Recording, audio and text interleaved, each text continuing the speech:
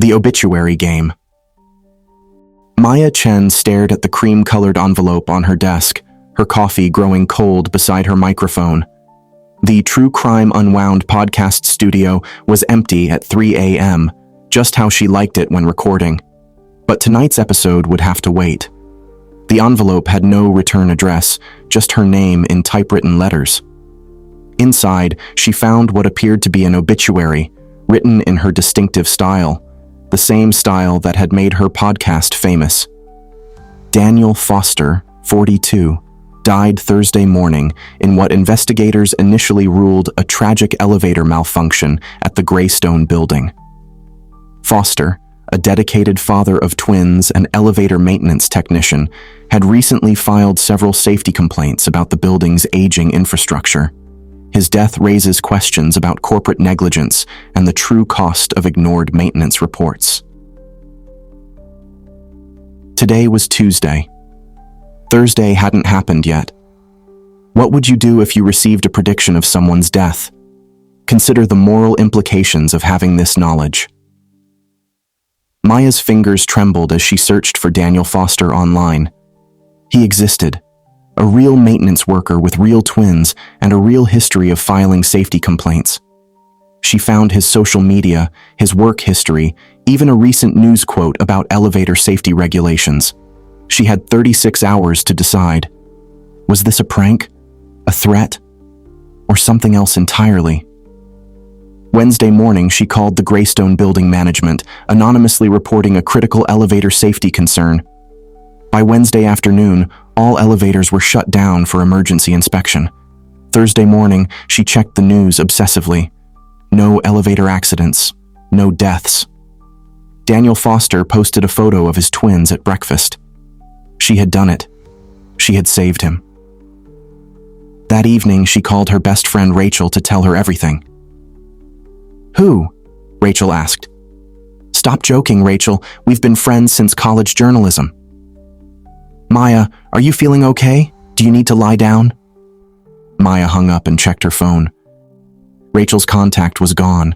Her social media showed no connection between them. Photos they'd taken together had vanished. 20 years of friendship, erased. Can you spot any patterns in what's happening? What might be the connection between saving a life and losing a relationship? The second obituary arrived 3 days later. Sarah Martinez, 28, succumbed to injuries Sunday evening after a hit-and-run incident on Pine Street.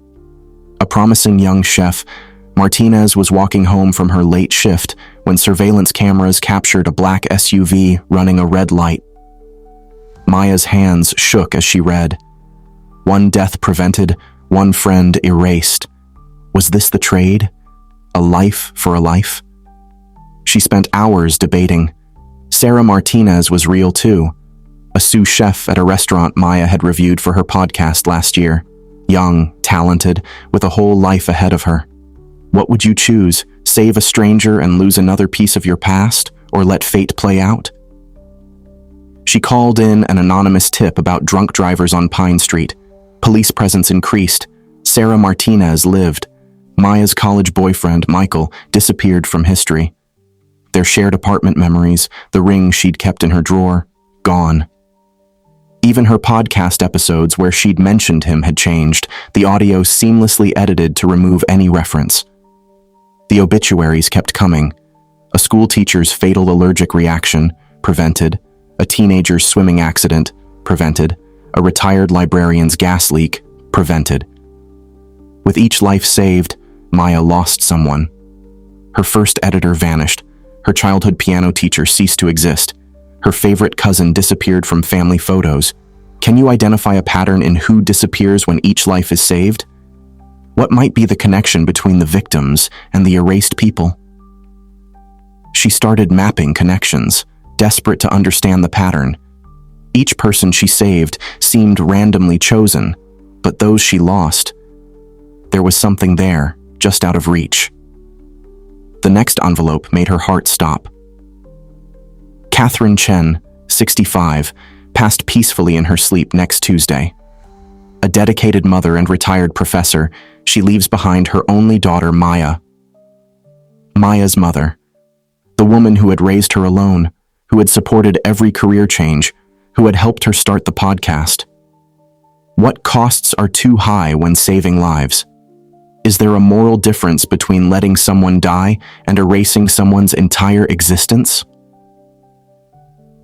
For the first time, Maya considered letting an obituary play out. But as she watched her mother prepare dinner that Sunday, telling stories about Maya's childhood, she knew she couldn't. She convinced her mother to visit a doctor who found and treated a potentially fatal heart arrhythmia.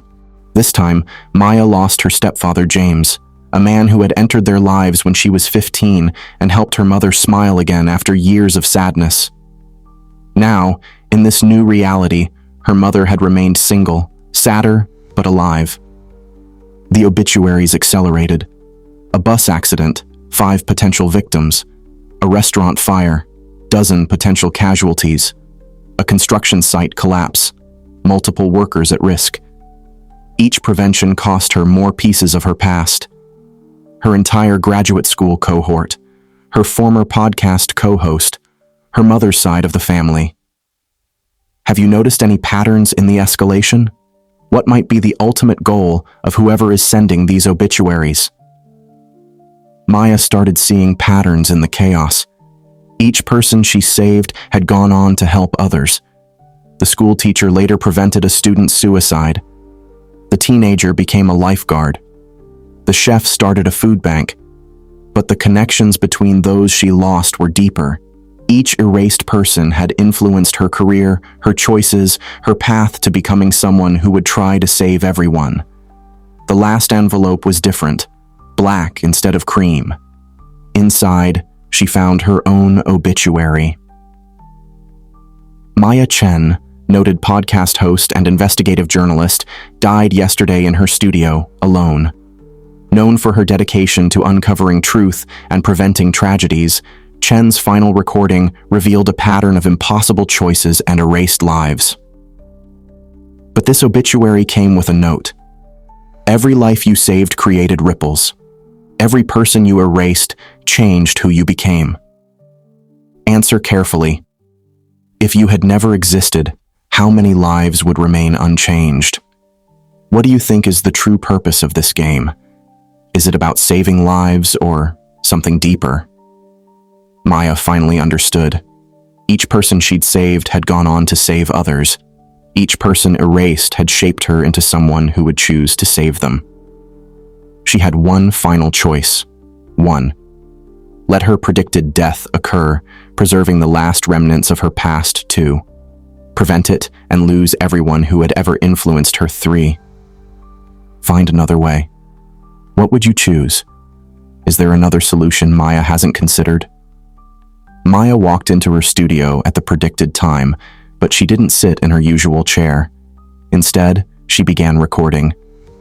This is Maya Chen, and this is True Crime in the Making. Let me tell you about patterns, about choices, about the ripples we create. She uploaded the episode immediately, sharing every detail of the obituaries, the disappearances, the patterns. If she disappeared, the truth would remain. Then she felt it, a shift in reality. But instead of losing someone else, she felt memories multiplying. Every person she'd saved, every person she'd lost, existed simultaneously in overlapping realities. She had broken the game by refusing to play by its rules. Maya's podcast episode went viral, not because people believed it, but because it made them think. People started noticing their own ripples, how their choices affected others, how saving one person could save many. The obituaries stopped coming. In her studio, Maya keeps 2 photographs on her desk. In one, she's alone. In the other, she's surrounded by everyone she ever lost and saved. Both are equally real. Our choices create ripples through time and lives. The true measure of a life saved isn't in the single moment of prevention, but in all the moments that follow. Sometimes the hardest choice is not between right and wrong, but between different versions of right. Finally, I have some questions for you. 1. What determines the value of a life, its length, its connections, or its impact? 2. Is it better to save many strangers or preserve one deep relationship? 3. How do our past relationships shape who we become? 4. What responsibility do we have to use knowledge of the future? 5. Are we the sum of our choices or the sum of others' influences on us?